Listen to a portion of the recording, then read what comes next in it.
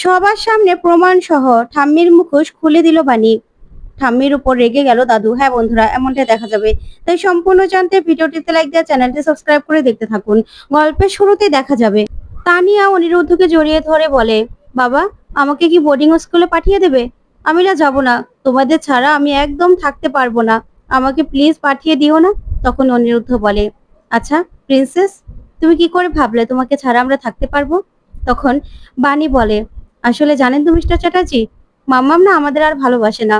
না হলে আমাদেরকে ছেড়ে চলে যেতে পারতো। তখন তানিয়া বলে, না না, আমি তোমাকে, বাবাকে, মিষ্টিমাকে, ঠাম্মিকে ভীষণ ভালোবাসি। আমি তোমাদের ছেড়ে আর কোথাও যাব না।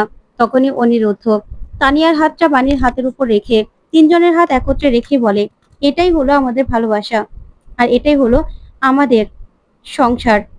একজন চলে গেলে না, সেটা ভেঙে যাবে। তাই তুমি কি চাও সবটা ভেঙে যাক? তখন তানিয়া বলে, না না বাবা, আমি কোনোদিনও আমাদের ভালোবাসা ভাঙতে দেব না, বন্ধন ভাঙতে দেব না। তখন তো এই কথা শুনে খুশি হয়ে যায় বাণী। তারপরেই বাণী আর অনিরুদ্ধ তানিয়াকে নিয়ে ভীষণ খুশি। ওইদিকে কাকাবাবু দেখেও খুশি হয়ে যায়। তারপরে দেখা যাবে তানিয়াকে নিয়ে অনিরুদ্ধ আর বাণী স্কুলে যাচ্ছে। ঠিক তখনই ঠাম্মি বলে, গুড মর্নিং। তখন ঠাম্মিকে দেখেই অবাক হয় বাণী আর অনিরুদ্ধ। তখন অনিরুদ্ধ বলে, এ কি ঠাম্মি, আপনি এখানে? তখন ঠাম্মি বলে, কেন, ভূত দেখার মতো চমকে গেলে নাকি? আমার বাড়িতে আমি থাকবো, এটাই তো স্বাভাবিক, তাই না? তখন অনিরুদ্ধ বলে, না, এই আজকে সকালের নাস্তাটা তো আপনার জেলে থেকে করার কথা, সেজন্যই বললাম আর কি। তখন এই কথা শুনে ঠাম্মি চমকে যায়। আর দাদু তখনই সেখানে চলে আসে।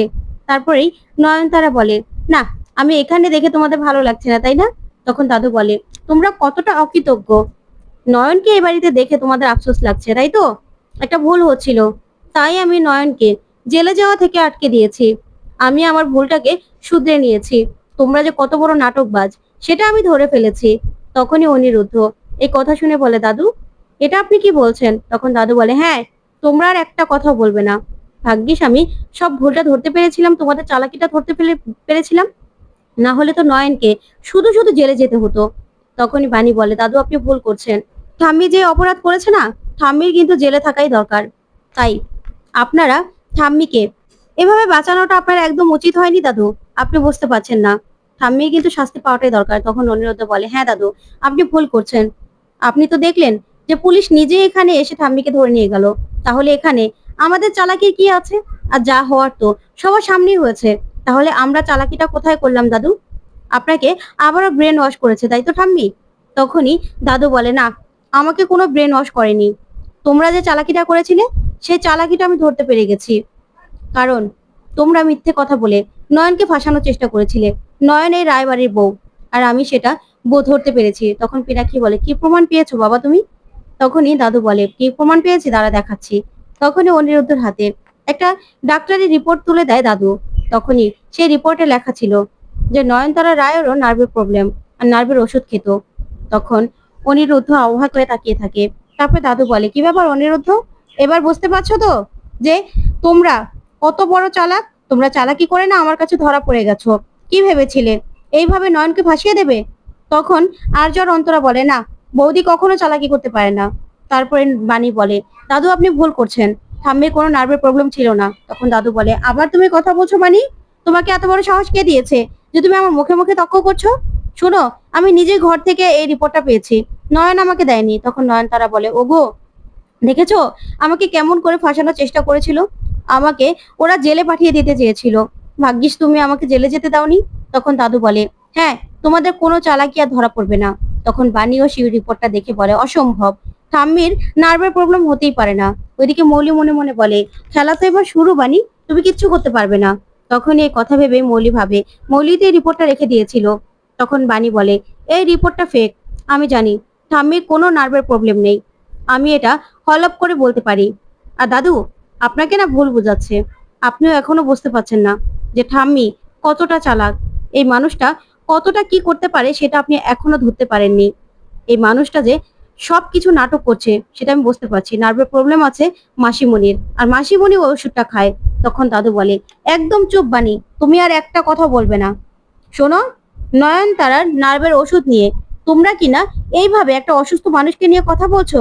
একটা মানুষ এতটাই অসুস্থ, তারপরেও তোমরা ওকে বলছো যে ও নাটক করছে? তখন অনিরুদ্ধ বলে, বলার কারণ আছে দাদু, যথেষ্ট কারণ আছে। তখনই ঠাম্মি বলে, দেখেছো আমার যে নার্ভের প্রবলেম আছে, আমি শুধুমাত্র তোমাকে বলিনি কারণ তুমি অসুস্থ হয়ে যাও, কয়েকদিন পরে পরে তোমার বুক ব্যথা উঠে যায়, তুমি যদি আরো অসুস্থ হয়ে যাও তখন কি হবে বলো তো?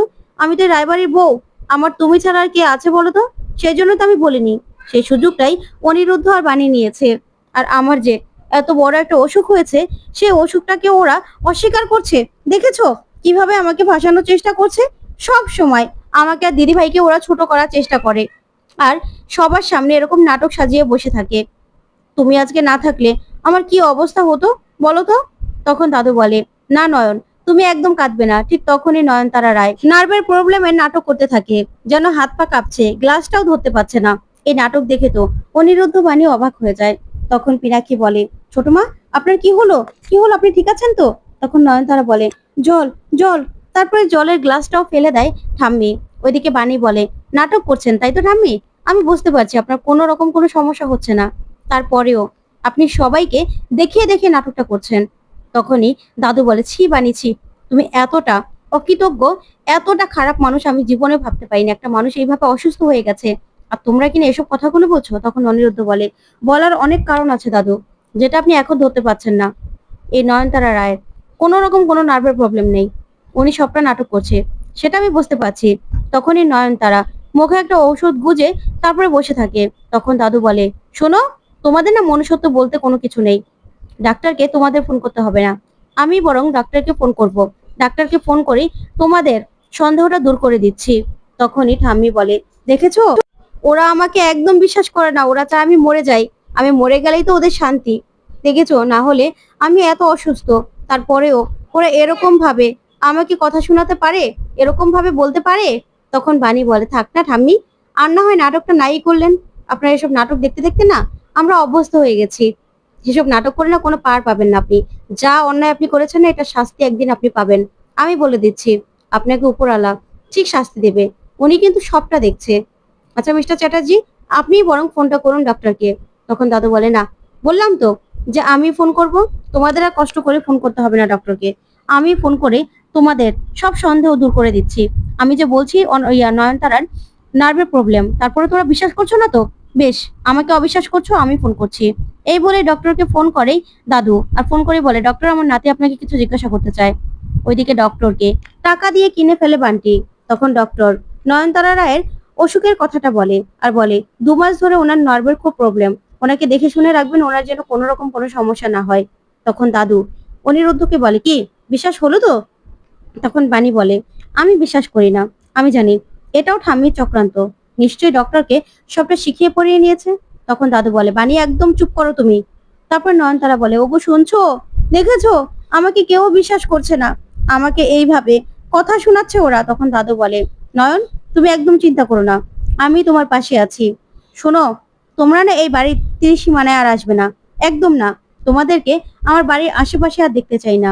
তোমাদের মতো অকৃতজ্ঞর কোনো জায়গা নেই এখানে। তারপরে দেখা যাবে। সেখান থেকে দাদু চলে গেলে মৌলি বাণীকে কিছু বলতে চাইলেই পিনাকি বলে, একদম না, তোমার বাণী দেওয়ার কোনো দরকার নেই। তুমি আর কি বলবে, তুমি কি জ্ঞান দেবে?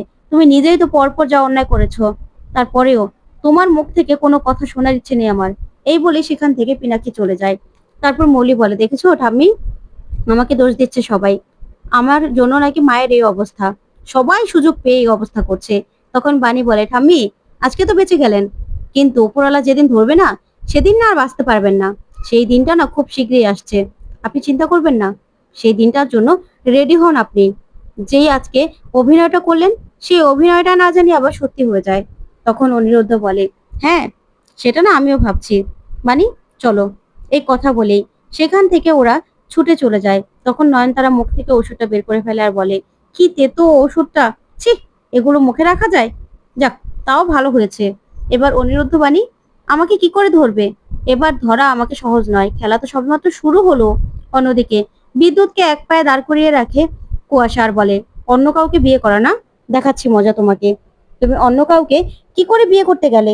তখন বিদ্যুৎ বলে, আমি তো বিয়ে করিনি, আমি তো বিয়ে করতাম না। তখন কুয়াশা বলে, অন্য কাউকে সিঁদুর পরিয়ে দিচ্ছিলে, আবার নাকি বিয়ে করছে না, বিয়ে করনি তো কি করতে গিয়েছিলে? তখনই বিদ্যুৎ কুয়াশার পায়ে পড়ে যায়। তখন কুয়াশা বলে, এই জায়গাটাই তোমার ঠিক আছে। তারপর এই বিদ্যুৎ বলে, আমাকে ও বাড়িতে যেতেই হবে, তখন কুয়াশা বলে, কেন? ও বাড়িতে আবার যাবে কেন? তখন বিদ্যুৎ বলে, আরে ওই বাড়ির 50% সম্পত্তি আমাদের নিতে হবে, তো ভুলে গেলে? তখন কুয়াশা বলে, ভুলিনি। তখন বিদ্যুৎ বলে, নাকি আবার বাণী তোমাকে জেল থেকে ছাড়িয়ে এনেছে বলেই একদম সবকিছু ভুলে গেছো? তখন কুয়াশা বলে, ভুলেছি? ওই বাণী যে আমাকে ছাড়িয়ে এনে কত বড় সর্বনাশ করেছে এটা ও হাড়ে হাড়ে টের পাবে। দেখো না, ওকে এমন জায়গায় পাঠাবো না যে যেখান থেকে ও কোনোদিনও ফিরেও আসতে পারবে না। তুমি শুধু দেখো এবার আমি কি করি। তখন তো এই কথা শুনে বিদ্যুৎ অবাক হয়। ওইদিকে তানিয়া স্কুল থেকে এসেই নাড়ু দেখে সবগুলো নাড়ুই খেয়ে নেয়। তখনই এই কাণ্ড দেখে সাথী প্রচন্ড রেগে যায় আর বলে, তানিয়া তুমি সবগুলো নাড়ু খেয়ে নিলে? তখন তানিয়া বলে, হ্যাঁ, নাড়ুগুলো না ভীষণ টেস্টি ছিল, কিন্তু মায়ের মতো না, তারপরেও নাড়ুগুলো ভালো ছিল, আমি খেয়ে নিয়েছি। তখনই সাথী বলে, এটা তুমি কি করলে? সবার আগে এটা বলো, উত্তর দাও। তুমি এই নাড়ুটা কেন খেলে? এখন আমি কি করব? তখনই তানিয়া কাঁদতে থাকে।